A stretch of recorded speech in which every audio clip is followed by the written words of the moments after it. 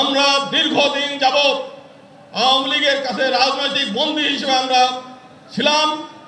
1954 সালে যেদিন আওয়ামী লীগ গঠন হয়েছে সেই দিনই তারা হিন্দু সম্প্রদায়ের প্রতিনিধিত্ব অস্বীকার করে প্রতিনিধিত্বকে ধ্বংস করার জন্য উদ্দেশ্য নিয়েই তারা আওয়ামী লীগ গঠন হয়েছে।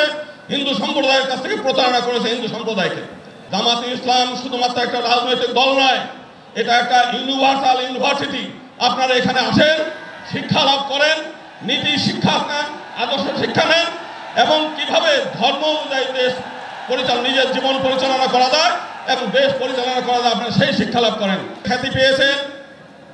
শুধু তাই না, যে সময় স্বৈরাচারী শাসক জামাতে ইসলামের নেতাদেরকে অন্যায়ভাবে জুডিশিয়াল কিলিং করে একের পর এক হত্যা করছিল, সেই সময় এই সিংহ পুরুষ অকুতভয় নিয়ে তিনি জামাত ইসলামের হাল ধরে সারা বাংলাদেশে জামাত ইসলামকে সুসংগঠিত করেছেন।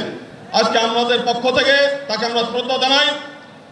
একই সঙ্গে আমরা সংক্ষেপে যেটা বলতে চাই যে আমরা দীর্ঘদিন যাবৎ আওয়ামী লীগের কাছে রাজনৈতিক বন্দী হিসেবে আমরা ছিলাম।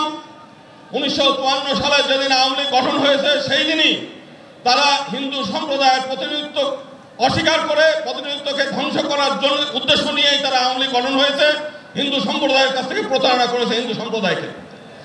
একই সঙ্গে আমরা আর একটা বৃহৎ দল দেখেছি যারা দীর্ঘদিন এই দেশে শাসন করেছে, তারা হিন্দু সম্প্রদায়কে প্রতারণা করেছে, নেগলেক্ট করেছে এবং ক্ষতিগ্রস্ত করেছে।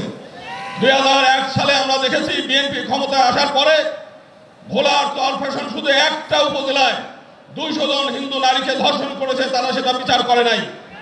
এই 2 দিন আগেও পার্বত্য চট্টগ্রামে আমরা দেখেছি 4টি একজন আদিবাসী নারীকে কিশোরীকে 4 জন বিএনপি কর্মী দ্বারা ধর্ষিত হয়েছে।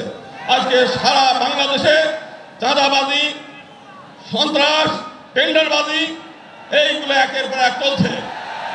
আজকে সমগ্র বাংলাদেশের মানুষ আপনারা এখানে এসেছেন জামাতে ইসলামের ডাকে। জামাতে ইসলাম শুধুমাত্র একটা রাজনৈতিক দল নয়, এটা একটা ইউনিভার্সাল ইউনিভার্সিটি। আপনারা এখানে আসেন, শিক্ষা লাভ করেন, নীতি শিক্ষা নেন, আদর্শ শিক্ষা নেন এবং কিভাবে ধর্ম অনুযায়ী দেশ নিজের জীবন পরিচালনা করা যায় এবং দেশ পরিচালনা করা যায় আপনারা সেই শিক্ষা লাভ করেন। আজকে রাত ভরে এখানে জেগে আছেন, আপনাদের এই আশাটা ব্যর্থ হবে না। যদি রাজনৈতিক ক্ষমতা আপনাদের নাও থাকে, আপনাদের জীবন ধন্য হয়ে গেল শুধুমাত্র এই জামাতে ইসলামে অংশগ্রহণ করার কারণে। আমরা আগামী দিনে আমরা বলতে চাই, একবার ফ্যাসিবাদ বিদায় হয়েছে, আবার কোনোদিন আমরা এই ফ্যাসিবাদ চাই না। এখানে জুলাই আন্দোলনের শহীদ পরিবারের সদস্যরা আছে। যদি আবারও এই দেশে পিআর সিস্টেম ছাড়া যদি নির্বাচন হয়, আবার ফ্যাসিবাদ আসবে, আবার আপনাদেরকে এই ফ্যাসিবাদ সরানোর জন্য আবার জীবন দিতে হবে, রক্ত দিতে হবে। অতএব এক দফা পৃথক নির্বাচন দিতে হবে আমাদের মাইনরিটিদের জন্য এবং একই সঙ্গে পিআর সিস্টেম ছাড়া কোনো নির্বাচন হতে দেওয়া যাবে না। এবং এটা যদি জামাত ইসলাম মনে করে যে বাংলাদেশে কোনো নির্বাচন আমরা হতে দেবো না, জামাত ইসলাম সেটা পারে। সবাইকে অনেক অনেক ধন্যবাদ।